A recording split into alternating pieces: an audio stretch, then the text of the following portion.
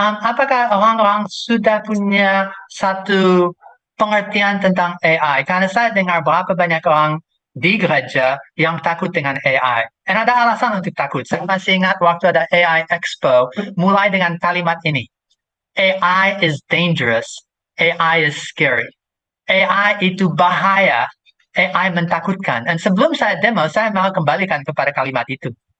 Dengan cara yang salah, dengan malas masalah sikap diri sendiri dan apapun, atau dengan just tidak tahu cara memakainya. Orang bisa punya baik hati tapi belum punya skill untuk setir mobil, awas, saya tidak akan di jalan saat itu. Itu bisa bikin kecelakaan yang fatal. Dan so sebelum saya even mau mikir tentang demo, saya mau mengingatkan, alat-alat ini sangat luar biasa.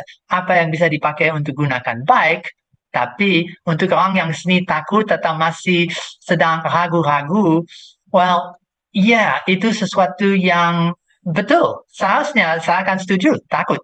Lebih lagi secara sosial, masa depan seperti apa, dan AI tak hanya bisa belajar, sedang belajar terus-menerus. And lebih lagi, it's a large language model yang sedang mengerti semua aspek daripada bahasa. Dan so itu pintar bahasa tanpa terlalu mengerti beda antara right and wrong, tanpa mengerti ethics and moral, tanpa batasan, tidak mengerti untuk bagaimana lakukan dengan baik. Dan itu alasan Sabda punya AI workshops, dan akan bilang ke siapapun, harus coba, harus eksperimentasi, harus share what works, what doesn't work, dan cara-caranya. Seperti disampaikan untuk AI dan multiplikasi khotbah. You can do amazing things. Luar biasa apa yang bisa disampaikan. So, sebelum mau untuk demo, dan akan dalam mungkin 2-3 menit, tetapi saya just mau kembali kepada pertanyaan dasar itu. Are we ready? Saya rasa AI lebih siap untuk dipakai daripada kami untuk dipakai dengan baik, memakainya dengan baik.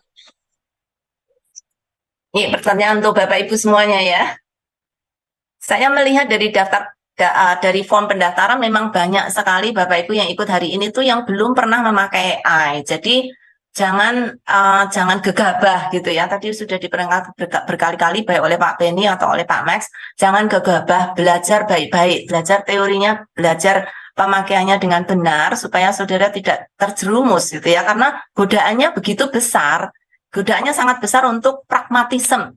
Ya itu lebih cepat, lebih gampang, lebih ini, lebih murah, lebih ini. Itu alasan pragmatisme itu sering menjadi alasan kita akhirnya melakukan dosa ya.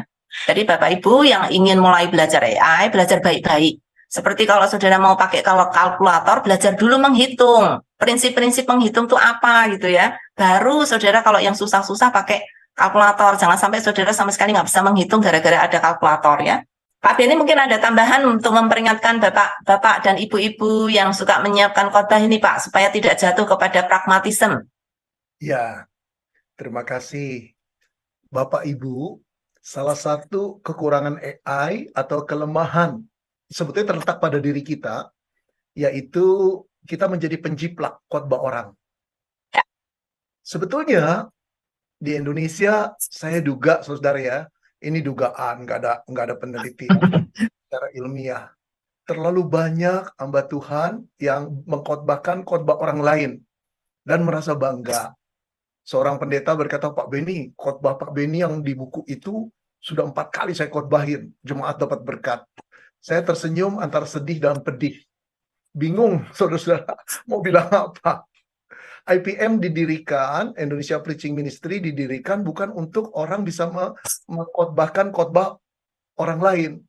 Kalau gitu nggak perlu didirikan satu lembaga berkhotbah untuk mendidik para hamba Tuhan memaksimalkan karunia khotbah yang sudah Tuhan berikan.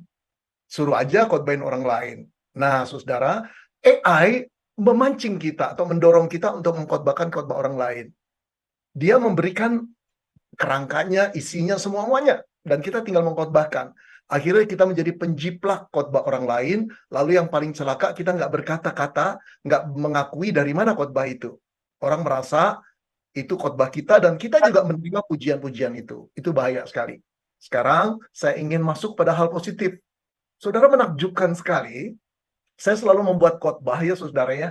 Yang menakjubkan itu AI-nya.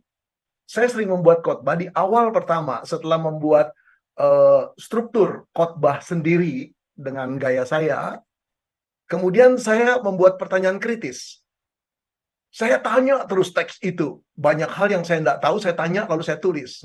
Sekarang saya mempergunakan AI. Saya berkata, pertanyaan kritis apakah yang seharusnya muncul dalam pikiran saya ketika membaca teks ini? Waduh, luar biasa, saudara. Pertanyaan kritis saya barangkali kalau bobotnya cuma 30%, AI itu sampai 90 dan 100% yang saya tidak pernah pikirkan. Complicated, luar biasa bagusnya. Kemudian yang kedua, saudara, setelah kita jadi khotbah kita sampai amanat teks, amanat khotbah, atau khotbah kita sudah selesai, mau nggak saudara berpikir begini? Tulis AI dan berkata, kalau saya mengkhotbahkan khotbah saya ini, katakan tadi saya selalu ambil contoh ya, saya 6:1-11, kira-kira keberatan apa yang dipunyai pendengar setelah mereka mendengar khotbah saya ini? Saudara, ini analisis pendengar sebetulnya, analisis audience, yang kita jarang sekali pikirkan pada waktu kita membuat khotbah. Nah, saudara, dosen saya almarhum Bapak Eden Robinson, saya masih ingat sekali. Dia berkata, ketika kamu menyatakan satu kalimat, kamu harus pikir reaksi pikiran orang apa. Nah, ketika saya tanya itu sama AI, saudara, dia memberikan keberatannya adalah begini, begini, begini, begini. Wow, itu membuat kita lebih kritis di dalam berkhotbah.